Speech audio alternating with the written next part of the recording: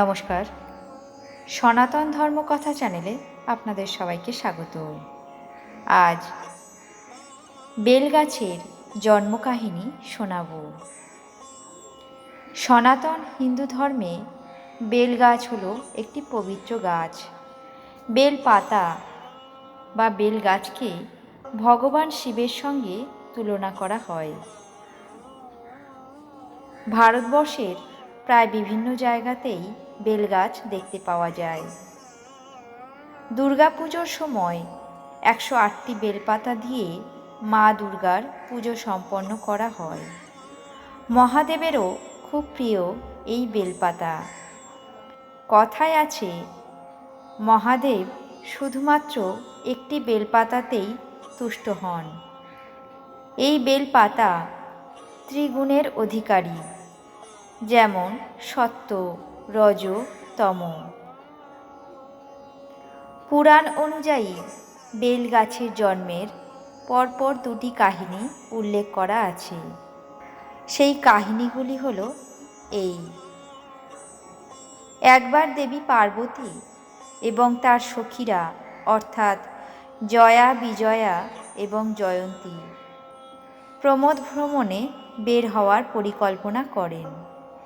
দেবী পার্বতী তার বাহন সিংহযোগে সখীদের নিয়ে গেলেন একটি পর্বতে। দীর্ঘ পথ পরিক্রমার ক্লান্তিতে দেবী মাতার কপালে দেখা দেয় শ্বেতবিন্দু বা ঘাম। সেই শ্বেতবিন্দু মাটিতে পড়ার সাথে সাথে জন্ম নেয় একটি বৃক্ষের। সেই বৃক্ষের 3টি পাতা ছিল। তখন সখীরা পার্বতীকে বললেন, দেবী, এই বৃক্ষ তোমারই অংশ থেকে উদ্ভূত হয়েছে। এর একটি নাম প্রদান করাও তোমার কর্তব্য। দেবী পার্বতী তখন সেই গাছটির নাম দিলেন বিল্ববৃক্ষ। তারপর তিনি নিজের শরীরের নানান অংশ এই গাছে স্থাপন করেন। যেমন গিরিজারূপে তিনি রইলেন শিকড়ে, কাত্যায়নী রূপে ফলে, দুর্গারূপে রইলেন ফুলে। তিনি নিজেই ঘোষণা করলেন, মহাদেবকে এই গাছের পাতা আর ফুল দিয়ে পুজো করলে তিনি সবচেয়ে বেশি সন্তুষ্ট হবেন। দেবী পার্বতী নিজে এই গাছে অধিষ্ঠান করেন। তাই এই গাছের পাতা, ফুল, ফল মহাদেবকে দেওয়ার অর্থ হল আসলে দেবী পার্বতীকেই মহাদেবের কাছে অর্পণ করা। সেখান থেকেই বেলপাতার ব্যবহার শুরু হয় শিবের পূজায়। বেলপাতার জন্ম সম্বন্ধে আরেকটি কাহিনী। শিবপুরাণ অনুযায়ী বৈকুণ্ঠে দেবী লক্ষ্মী একবার খুবই উতলা হয়েছিলেন এই ভাবনায় যে ভগবান বিষ্ণু তাকে খুব ভালোবাসেন, কিন্তু তিনি কি বিষ্ণুর কাছে সবথেকে বেশি প্রিয়? দেবী লক্ষ্মীকে চিন্তিত দেখে ভগবান বিষ্ণু তাকে প্রশ্ন করলেন। অনেক ইতস্তত বোধ করে দেবী লক্ষ্মী বললেন, প্রভু, আপনার কাছে সবথেকে প্রিয় কে? এ কথা শুনে ভগবান বিষ্ণু দেবী লক্ষ্মীকে বললেন, মানুষের কাছে প্রাণ যেমন প্রিয়, তুমিই আমার কাছে ততটাই প্রিয় হে দেবী লক্ষ্মী। কিন্তু সত্যি বলতে কি, সবার চেয়ে সব কিছুর ওপরে প্রিয় যদি কেউ হন, তাহলে একমাত্র সত্য সুন্দর শিব। তাকে যারা ভক্তি ভরে পূজা করে, তারাও আমার কাছে শিবের সমান প্রিয় হন। বিষ্ণুর কথা শুনে মাথা নিচু করে দেবী লক্ষ্মী কয়েক মুহূর্ত মৌন হয়ে রইলেন। তারপর ছলছল চোখ দুটি তুলে স্বামীকে বললেন, আমি তেমনই এক শিব ভক্ত হতে চাই প্রভু। যেমন ভক্ত হলে আমি আপনার সবচেয়ে প্রিয় হতে পারি। আপনি আমায় পথ দেখান, বলে দিন কোন ফুলে, কোন মন্ত্রে তুষ্ট হন মহাদেব। তখন বিষ্ণু আলতো করে দেবী লক্ষ্মীর কানে দিলেন শিবের প্রিয় পঞ্চাক্ষর মন্ত্র নমঃ শিবায়। আর পুজোর জন্য চয়ন করতে বললেন প্রস্ফুটিত পদ্ম। দেবী লক্ষ্মী সেই সময় থেকে মহাদেবের পুজো শুরু করেন। তিনি স্বয়ং সোনা দিয়ে শিবলিঙ্গ নির্মাণ করেন। প্রতিদিন পূজায় 100 পদ্ম ফুল দিতেন মহাদেবকে। এইভাবে কেটে গেল বেশ কয়েক বছর। তারপর একদিন, সেদিন ছিল বৈশাখ মাসের শুক্লপক্ষের তৃতীয়া তিথি।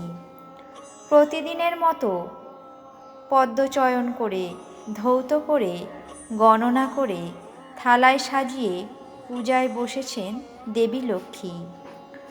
নয়ন মুদ্রিত করে দেবাদিদেবের গভীর ধ্যানে ধ্যানস্থ হলেন। সেই সুযোগে ভক্তকে পরীক্ষা করার জন্য ভগবান শিব পুজোর থালা থেকে 2টি পদ্ম হরণ করে নিলেন। ধ্যানের পর লক্ষ্মী যখন অঞ্জলি দিতে শুরু করলেন, তখন হঠাৎ তার চোখে পড়ল 100টি পদ্ম থেকে 2টি পদ্ম অনুপস্থিত। তারপর ভীষণ চিন্তিত হয়ে মনে মনে ভাবলেন, এখন পূজা সম্পন্ন হবে কিভাবে? পুজোর মাঝে আসন ছেড়ে পুষ্পচয়ন করতে গেলে সেটাও তো শিবের অপমান করা হবে। কিন্তু এখন কী উপায়ে শিবের পুজো সম্পন্ন করা যায়? ব্যাকুল হয়ে দেবী লক্ষ্মী যখন এদিক ওদিক ভেবেও কোনো দিশা খুঁজে পাচ্ছিলেন না, তখন তার মনে পড়ে গেল বিষ্ণুর একটি কথা। ভগবান বিষ্ণু একবার লক্ষ্মীর বক্ষযুগলকে তুলনা করেছিলেন যুগল পদ্মের সঙ্গে। ভগবান বিষ্ণুর কথা কখনো মিথ্যে হয় না। তাই সেই পদ্ম সদৃশ্য অঙ্গদয় উৎসর্গ করেই পুজো সম্পূর্ণ করার মনস্থির করলেন দেবী লক্ষ্মী। এ দৃশ্য দেখে অভিভূত হলেন ভগবান শিব। তাই পুজো সম্পন্ন করার প্রসন্নতা নিয়ে দেবী লক্ষ্মী যখন তার বক্ষযুগল কর্তন করতে উদ্যত হলেন, তখন মহাদেব আর চুপ থাকতে পারলেন না। সম্মুখে এসে উপস্থিত হয়ে সে কাজে বাধা দিলেন। তারপর বললেন, মাগো, আমি আশুতোষ শিব, আমি অল্পেই তুষ্ট হই। তোমার মাতৃ অঙ্গ ছেদন করে আমায় তুমি অনুতপ্ত করেছ, প্রসন্নও করেছ। বলো মা, তুমি কি বর প্রত্যাশা করো? দেবী লক্ষ্মী শিবকে স্তবে তুষ্ট করে বললেন, হে ভগবান, দিতে হলে আমায় এই বর দিন, যাতে আমি আমার স্বামীর সবচেয়ে প্রিয় হতে পারি। শিব তখন মৃদু হেসে বললেন, তাই হবে মা, তবে তোমার বলিদানের কথা কেউ কোনোদিনও ভুলতে পারবে না। কারণ তোমার ওই অঙ্গ থেকে ধরায় জন্ম হবে বেল নামক বৃক্ষের, যার পত্র হবে আমার ত্রিনয়ন। তার ফলে স্বাদ হবে তোমার বক্ষসুধার অনুরূপ। হে দেবী লক্ষ্মী, তোমার আরেক নাম শ্রী, তাই এই বৃক্ষের নাম হবে শ্রী, ফলের নাম হবে শ্রীফল, আর তার পত্রকে বলা হবে শ্রীপত্র।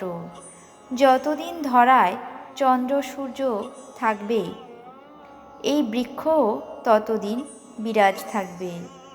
এর পত্রে পুজো পেয়ে আমি সন্তুষ্ট হব। শিবের অনুগ্রহে সেই বৈশাখের তৃতীয়া তিথিতে পত্রপুষ্প ফলসহ একটি বেল বৃক্ষের জন্ম হল মর্তে। তারপর বেল গাছের পাতা, ফল এবং কাঠ দিয়ে নানা পূজা উপাচার, শুভ মঙ্গল উৎসব পালিত হতে থাকল। বিল্ববৃক্ষ মাহাত্ম্য বর্ণনা করতে গিয়ে বলা হয়েছে, বিল্বপত্রের ত্রিফলকে। পত্রের মাঝখানের পাতাটি শিবস্বরূপ, বাম পত্রটি ব্রহ্মাস্বরূপ, ডান পত্রটি বিষ্ণুস্বরূপ। তাই বিল্ব বৃক্ষের ছায়া মাড়ালে আয়ু নাশ হয় এবং বিল্ব বৃক্ষে পা দ্বারা স্পর্শ করলে সংসারে শ্রী অর্থাৎ লক্ষ্মী নাশ হয়। বিল্ব বৃক্ষের বন যেই স্থানে থাকে তা বারাণসী বা পুরী স্বরূপ পূর্ণ স্থান হিসাবে বিবেচনা করা হয়। এই ছিল বেলগাছের জন্মকাহিনী। আপনাদের কেমন লাগলো তা অবশ্যই কমেন্ট বক্সে জানাবেন। চ্যানেলটিকে সাবস্ক্রাইব করবেন, লাইক করবেন, শেয়ার করবেন। ধন্যবাদ।